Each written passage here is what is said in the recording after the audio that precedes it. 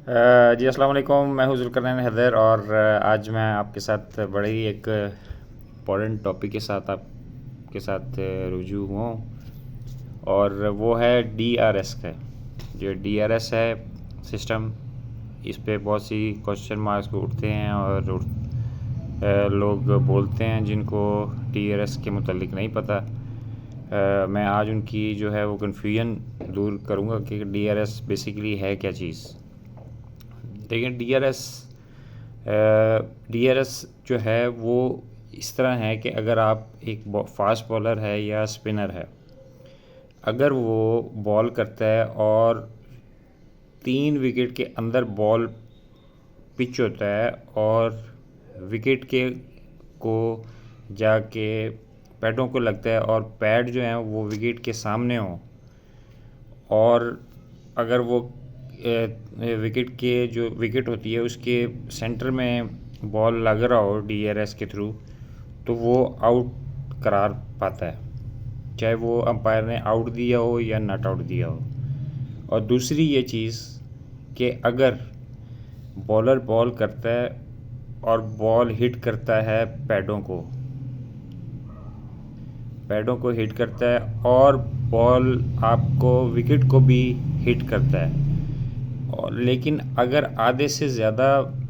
Ball जो है वो विकेट को हिट कर रहा है और अंपायर ने नॉट आउट दिया हुआ है, तो वो नॉट आउट करार पाएगा, क्योंकि अगर वो विकेट को हिट भी कर रहा है और आधा बॉल हिट कर रहा है, सीम हिट नहीं कर रही, आधा बॉल हिट कर रहा है, तो वो नॉट आउट करार पाएगा। और अगर बॉलर बॉल करता है वो विद इन द 3 स्टम्प्स करता है, पैडों को बॉल लगता है बैट को बॉल नहीं लगता, और वो आधी से ज़्यादा बॉल जो है वो विकेट को हिट करती है, तो फिर अंपायर ने अगर नॉट आउट भी दिया हुआ है तो वो आउट करार पाएगा, और अगर उसने आउट दिया हुआ है तो फिर तो ऑटोमेटिकली आउट करार पाएगा। ये है DRS का मेन। लोगों को इस चीज़ का पता ही नहीं है कि वो ये समझते हैं कि अगर विकेट को बॉल लग रहा है तो आउट है। इस तरह नहीं है होता। इस तरह ये होता है कि आपको मैंने सारी बात समझा दी है कि DRS जो मेरे फॉलोअर्स हैं वो मेरे से पूछते हैं ये DRS ये विकेट को हिट करता है और ये एम्पायर आउट क्यों दे मसलन आउट दे देते, विकेट को हिट कर रहा है तो आउट क्यों नहीं दिया। तो उसका DRS का एक मेन होता है कि अंपायरों के लिए एक थोड़ा सा जो है वो बेनिफिट ऑफ मार्जिन दिया गया है, बैट्समैन को भी दिया गया है कि और बॉलर को भी दिया गया है कि अगर आपका बॉल जो जिस तरह मैंने आपको बताया DRS का सेम अगर इसी तरह होता है तो फिर ये मकसद है DRS का। और जब मैं पहले टेस्ट खेला था इसी तरह DRS ने मुझे सेव किया था, बॉल मुझे हिट किया, मेरे पैडों को अंपायर ने आउट दिया था और वो लेग स्टम्प पे जा रहा था। DRS का फ़ायदा है, नुकसान नहीं है। DRS का मेन मकसद मैंने आपको बता दिया है कि अगर अंपायर आउट देता है, बॉल पैडों को लगता है और आधी बॉल जो है वो विकेट को हिट करती है, तो वो नॉट आउट है, चाहे अंपायर ने आउट दिया हो। और अगर अंपायर ने आउट दे दिया है, वो चाहे बिल्कुल कम से कम भी लगाओ विकेट को, तो वो आउट है। तो ये चीज़ आप अपने जहन में रखें कि जो ये DRS का मेन मकसद लोगों को पता ही नहीं है। तकरीबन 95% जो पूरी दुनिया के लोग हैं उनको DRS का मतलब का ये नहीं पता कि DRS के किस तरह वो आउट दिया जाता है। तो लोग ये समझते हैं कि बस विकेट को लग गया तो आउट है, अंपायर ने अगर आउट दे दिया है,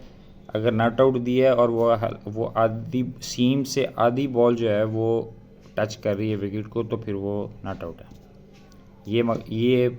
रूल है DRS का। तो 95 लोगों को तो ये पता ही नहीं है कि हमारे DRS का रूल है क्या। तो ये आप अपने जहन में बिठाएं, और जो चैनल्स पे बैठते हैं उनको भी ये चीज़ थोड़ी बहुत पता है। और मेन जो लोग हैं उनको बताने का मकसद ये है, वो जो मेरे से पूछते हैं कि DRS ये तो विकेटों को लग रहा था आउट था, ये तो इस तरह। तो DRS का मेन मकसद ये है कि DRS अगर अंपायर ने आउट दिया है और पैडों को लग रहा है और विकेट को जाके लग रहा है हल्का सा आधी बॉल से कम, तो फिर वो नॉट आउट करा पाएगा। और दूसरी ये चीज़ कि अगर पिच लेग होता है बॉल, तो वो तो ऑटोमेटिकली नॉट आउट हो जाता है। 3 विकेट के जो जहाँ से बॉलर बॉल करता है और बैट्समैन जहाँ से खेलता है, 3 विकेटों के बीच में जो लाइन आती है, उसके अगर वो लेग स्टंप पे पिच हो गया बॉल, तो लेग स्टंप उस विकेट से बाहर बॉल पिच हुआ तो वो ऑटोमेटिकली नॉट आउट करा पाएगा, क्योंकि 3 विकेट्स के अंदर बॉल पिच होना ज़रूरी है और फिर वो पैडों को लगे और हिट करे बॉल को, विकेट को। तो ये चीज़ आप लोगों को अपने जहन में बिठानी चाहिए कि DRS का क्या मकसद है, DRS का क्या फ़ायदा है, क्या नुकसान है, ये सारा जो है वो आपके जहन में होना चाहिए जो देखने वाले हैं क्रिकेट। तो काफ़ी क्वेश्चन मार्क उठते हैं, तो मैंने कहा आज मैं लोगों को और अपने फॉलोअर्स को ये जो मेरे से पूछते रहते हैं इनबॉक्स में भी और वैसे भी, तो ये DRS का ये मकसद है कि आपको कभी ये सेव करता है, ज़्यादा सेव ही करता है, क्योंकि जो है वो बेनिफिट देता है अंपायर जो है वो बैट्समैन को बेनिफिट देता है कि बिल्कुल हल्का सा टच करेगा बॉल तो नॉट आउट है। तो ये DRS अच्छी चीज़ है और आपको सारा एजेस का पता चल जाता है कि एजेस होते हैं, मतलब ग्लव्स के पास से बॉल गया है, बैट से लगा है, ये बहुत अच्छी 90 मेरे ख्याल से 95% ये अच्छी चीज़ है DRS, बल्कि 100% ही अच्छी चीज़ है। और फर्स्ट जब मैं टेस्ट खेला था उसमें भी DRS में मुझे सेफ फर्स्ट इनिंग में जो है मेरा थाई पे बॉल लगा, उसमें रिव्यू नहीं था, मैंने रिव्यू नहीं किया, 0 पे आउट दे दिया गया। फिर सेकंड इनिंग में टेस्ट की मुझे बॉल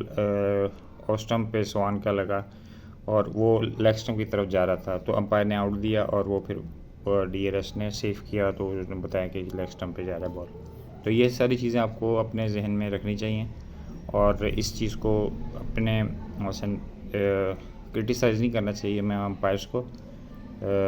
कभी कभी जो है कभी फैसले गलत हो जाते हैं अंपायर से भी, तो वो DRS जो है वो उसको अंपायर को बताया था कि ये सेफ़ है, क्योंकि हम सब भी मेन बिन हैं, हम सब से गलतियाँ होती हैं। तो अंपायर भी इंसान ही हैं, उनसे भी गलतियाँ होती हैं, लेकिन ये है कि उसको ज़्यादा क्रिटिसाइज़ नहीं करना चाहिए। और DRS का जो मकसद है वो मैंने आपको बता दिया, DRS के जिस तरह वर्क करता है और जो रूल्स हैं उसके। Thank you.